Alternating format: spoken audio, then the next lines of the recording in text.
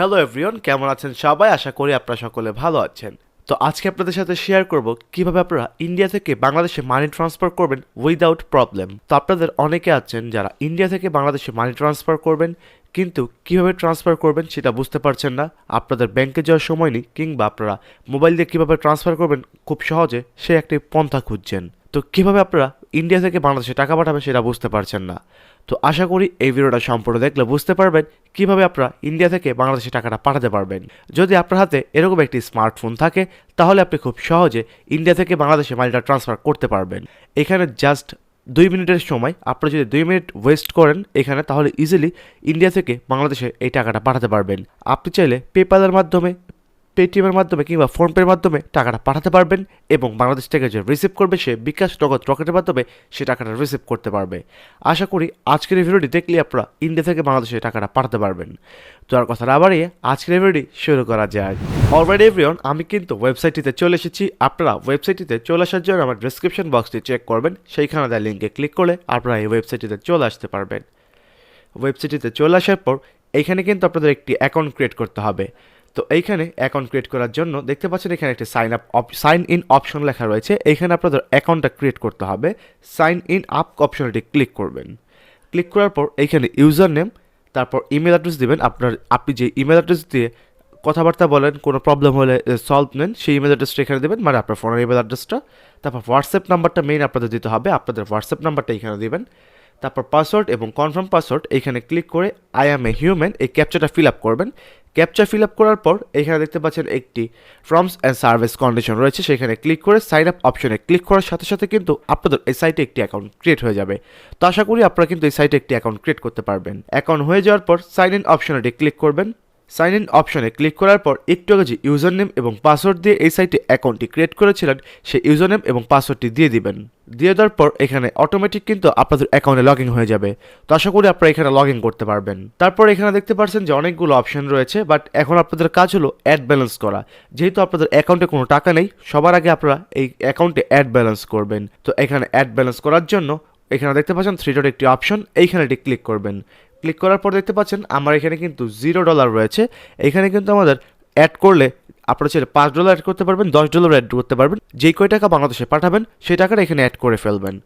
করার পর এইখানে যদি অ্যাড করতে হলে প্রথমে এখানে দেখতে পাচ্ছেন অ্যাড ফান্ড অপশন, এইখানে এটি ক্লিক করবেন। অ্যাড ফান্ড অপশনে ক্লিক করার পর এখানে দেখতে পাচ্ছেন শুধুমাত্র ইন্ডিয়ান মানুষ মেসেজ করবেন। ফোনপে, গুগল পে এবং পেটিএম এই 3টি অপশন রয়েছে। এটি নেওয়ার জন্য এখানে দেখতে পাচ্ছেন হোয়াটসঅ্যাপ একটি আইকন, এই হোয়াটসঅ্যাপ আইকনে ক্লিক করতে হবে আপনাদের। এই হোয়াটসঅ্যাপ আইকনে ক্লিক করার পর এইখানে দেখতে পাচ্ছেন হ্যালো ভাই, আমি ফয়সাল থেকে টাকা পাঠাতে চাই, এইটা একটি লেখা চলে আসবে। এইটা আপনারা এখানে পাঠিয়ে দিবেন। তো এখানে কিন্তু অ্যাডমিনের অ্যাকাউন্টটা চলে আসবে। আপনি কিন্তু ডিরেক্ট অ্যাডমিনের সাথে কথা বলবেন। প্রথমে এই মেসেজটা করবেন। মেসেজ করার পর অ্যাডমিন রিপ্লাই দেবে কোন নাম্বারে পাঠাবেন, ফোনপে, গুগল পে কিংবা পেটিএম, আপনি সেই নাম্বারটা এখান থেকে নেবেন। নেওয়ার পর আপনার পেটিএম হলে পেটিএম, গুগল পে হলে গুগল পে কিংবা ফোনপে হলে ফোনপে, যে কোনো একটা নেবেন। নেওয়ার পর এখান থেকে আপনারা প্রথমে টাকাটা পাঠাবেন সেই নাম্বারে। পাঠানোর পর একটি স্ক্রিনশট নিয়ে এইখানে দিয়ে দেবেন। ব্যাস, আপনাদের কাজ শেষ। তারপর এখান থেকে আপনারা আবার এই 3 ডট অপশনটি ক্লিক করবেন। ক্লিক করার পর 2 থেকে 3 মিনিটের ভিতর দেখতে পারবেন যে আপনাদের অ্যাকাউন্টে কিন্তু টাকাটা অ্যাড ব্যালেন্স হয়ে গিয়েছে। এখানে দেখতে পাচ্ছেন $0, বাট এখানে আপনারা যদি $2 অ্যাড করেন $2, $5 অ্যাড করলে $5, যেই কয় ডলার অ্যাড করবেন সেই ডলারটা এখানে শো করবে। তো আশা করি আপনারা কিন্তু অ্যাড ব্যালেন্স করতে পারবেন। তো অ্যাড ব্যালেন্স করার পর কীভাবে টাকাটা পাঠাবেন তো সেটা দেখিয়ে দিচ্ছি। টাকা পাঠানোর জন্য নিউ অর্ডার একটি অপশন দেখতে পাচ্ছেন, এইখানে ক্লিক করবেন। নিউ অর্ডার ক্লিক করার পর এখানে দেখতে পাচ্ছেন ইন্ডিয়া থেকে বাংলাদেশে টাকা পাঠানো সিলেক্ট করা রয়েছে। এটা আপনারা আবার সিলেক্ট করে ফেলবেন। চাইলে এখান থেকে কিন্তু মোবাইল রিচার্জও করতে পারবেন। তারপর এখান থেকে নিচে দেখতে পারবেন ইন্ডিয়া থেকে বাংলাদেশে টাকা পাঠান। এখানে কিন্তু অনেক কিছু লেখা রয়েছে। ইন্ডিয়া থেকে বাংলাদেশে সর্বনিম্ন $1 টাকা, মানে $1 পাঠাতে পারবেন। অর্ডার করার 10 মিনিটের ভিতর অর্ডারটি কমপ্লিট হয়ে যাবে। ইন্ডিয়ান 1000 টাকা, বাংলাদেশি টাকায় 1100 টাকা পাবে। একমাত্র মোবাইল ব্যাঙ্কিংয়ের মাধ্যমে টাকাটা পাঠাতে পারবেন। এবং এখানে হোয়াটসঅ্যাপ নাম্বার দেওয়া রয়েছে, এখানে তাদের সাথে যোগাযোগ করার জন্য।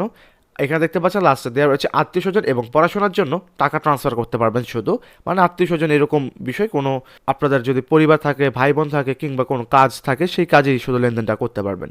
তো এখন যদি আপনার যেই বিকাশে টাকাটা পাঠাবেন সেই বিকাশ নাম্বারটা এখানে দিবেন। তো আমি এখানে জাস্ট একটা সাপোজ এখানে বসিয়ে দিলাম। আপনাদের মন মতো এখানে যে নাম্বারে টাকাটা পাঠাবেন সেই নাম্বারটা এখানে দিবেন। তারপর কোয়ান্টিটিতে যাবেন, কোয়ান্টিটিতে গিয়ে $5 হলে $5 বসিয়ে দেবেন।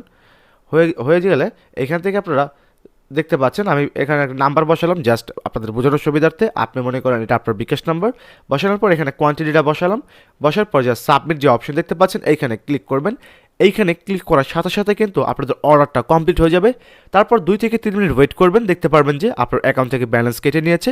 ব্যালেন্স কেটে নেওয়ার পর আপনারা জাস্ট আপনাদের যেই নাম্বার টাকাটা পাঠিয়েছে সেখানে যোগাযোগ করবেন, তাহলেই দেখতে পারবেন যে আপনাদের কিন্তু অ্যাকাউন্টে টাকাটা চলে গিয়েছে। তো আশা করি বুঝতে পারলেন কীভাবে ইন্ডিয়া থেকে বাংলাদেশে মানি ট্রান্সফার করতে হয়।